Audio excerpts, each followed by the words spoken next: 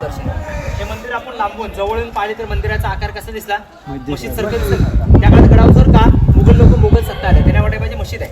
मंदिराची नासधूस तोडफोड करू नये, बाहेर आकार मशीद सारखं, आतमध्ये मात्र शिवलिंग शंकराची पिंड. या मंदिरात त्या काळात उत्तरखंडाहून आलेलं कविभूषण आणि महाराजांची पहिली भेट राजधानी रायगडावर या जगदीश्वर महादेवाचे मंदिर झाले ते बघा.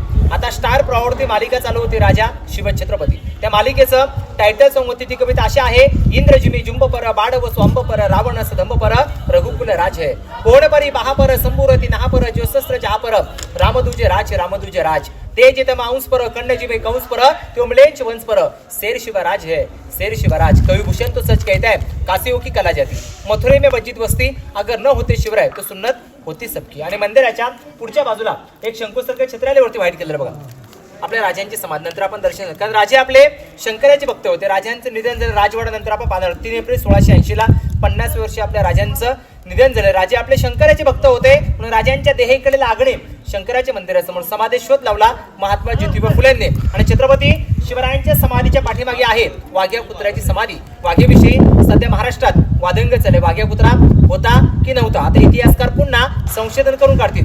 समाधी आणि मंदिराच्या मध्ये तर राजसभेचे मध्ये एक मोठा गेट आहे, तसंच इथे छोटा गेट आहे. त्या गेटच्या बाहेर पुढच्या बाजूला 2 नंबर पायरीमध्ये नाव आहे ज्यांनी हा पूर्ण गड बांधला, ते इंजिनियर शिल्पकारांचं नाव सेवेचे ठाई तत्पर हिरोजी इंदुलकर. महाराज म्हटले, हिरोजी तुम्हाला काय बक्षीस हवंय?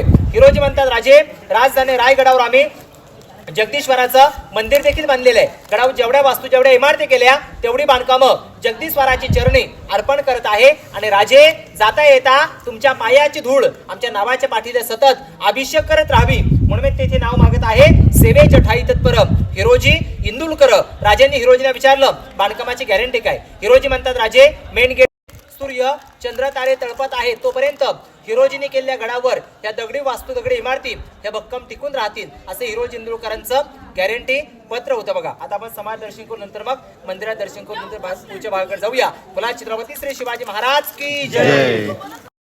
हिरो इथं अर्ध रो तुटलेला बघा, हिरो बघा मात्र दिसतं का, हिरोजी इंदू दौतीतला इथं उकार तुळकर सेवेचे ठाई तत्पर हिरोजी समाधान होतं. समोर बघा वरती एक छत्र पाहायला मिळते समोर बघा.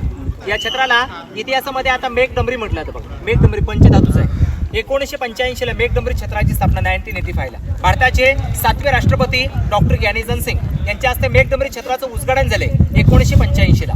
मेघडंबरीच्या आतमध्ये बघा आपल्याला हार घातलेला पुतळा पाहायला मिळते बघा. पुतळा आता 6 जून 2009 मध्ये बसवले. 6 जून 2009 ला युवराज छत्रपती संभाजीराजे भोसले कोल्हापूरचे महाराजांचे वारसदार यांनी पुतळा बसले बघा. पूर्वी असंच त्या काळात राजांच्या काळात इथे असं 32 मण सोन्याचं सिंहासन होतं. 32 मणाचं. एक मण म्हटलं की 40 किलो असं इथे 1280 किलो वजनाचं सोन्याचं सिंहासन होतं. 1280 किलोचं. औरंगजेबाचा सरदार जुल्फिकार खान टोपण नाव होतं इतिगत खान. त्याने 32 मण सोन्याचं सिंहासन 3 नोव्हेंबर 1689 ला घनाचे घाव घालून वितळवून लुटून नेला. आता फक्त आपल्याला इथे पंचधातूचं मेघडंबरी छत्र पाहायला मिळतं. आणि इथेच आपल्या राजांचा राज्याभिषेक सोहळा 6 जून 1674 ला शनिवारी सकाळी पहाटे 5 वाजता झाला बघा. तो आतमधला हा राजसभा म्हणजे राज दरबार. तुम्ही सर्वांनी राजांच्या राज्याभिषेकाचं छायाचित्र पाहिले असेल. छायाचित्रात पुढच्या बाजूला एक टोपी काढून व्यक्ती बघा व्हाईट कलरची राजांना मानाचा मुजरा करताना.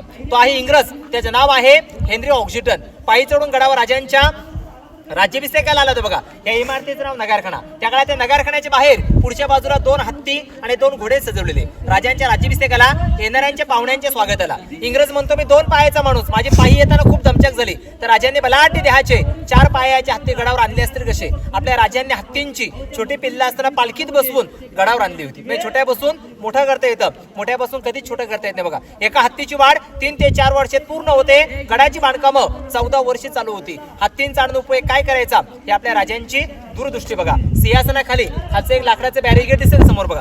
त्या बॅरिगेडच्या आतमध्ये दगडी जुन्या 3 पायऱ्या आहेत. त्या 3 पायऱ्या अतिमहत्वाच्या आहेत. जेवढे राजे या 32 मण सोन्याच्या सिंहासना आपल्या राजांच्या काळात 7 मजली होते. एकावर एक 7. 4 मजली पडले. आता 3 मजली विजयस्तंभ. राजे कोणता गड किल्ले जिंकून आले की याच्यावर पहिला भगवा ध्वज फडकावायचे. खाली खिडक्यांना डिझाईन वाला गोलाकार दिसतो बघा. हे राण्यांची बाल्कनी. महाराजांच्या गडावर 6 राण्या राहायच्या. पुढे मेण्या दरवाजा. तिथे मेण्यामध्ये बसून इथे 6 राण्या हवेशीर बसायला यायच्या. आणि समोरवरती दगडामध्ये गोलाकारची खिडक्या बंद केली बघा. ही महाराजांची बाल्कनी. आपल्या घराच्या पुढच्या बाजूला असते ना तशी गडाची फ्रंट साईड आहे. हा ही वाली गडाची फ्रंट साईड राजे हवेशीर किंवा टेहळणीसाठी ते बसायला यायचे. आणि समोर कोपऱ्यात चौकोनी विटांची रूम दिसते बघा, त्या रूमचं नाव आहे टाक्साज मिंट. आता पैसे हा चौकोनी, आता पैसे असतात नोटा, तसं काय राजमुद्रा शिवराई कोण तिथे बनवले जायचे. आता पैसे नोटती लिहिले जातं सत्यमेव जयते. ते त्या काळात होतं प्रतिभचंद्र लेखे व वर्दी विश्व वंदिता शहा सुनुशिवशा मुद्रा भद्राय राजेते. तसा प्रतिभाचंद्र कलेने वाढत जातो. ते शहाजी राजेंचे पुत्र शिवराय यांचं राज्य प्रतिभेच्या कलेने वाढत जाईल आणि राजमुद्रा लोक कल्याणासाठी होते अशा राजमुद्रेचा अर्थ होता. हा चौकोनी खड्डा दिसत का समोर बघा, खाली कोपऱ्यात दगडात त्रिकोण दिसतो एल टाईप बघा, सावली पडली बघा. त्याच्या आतमध्ये जमिनीमध्ये अंडरग्राऊंड 8 बाय 10 रूम आहे.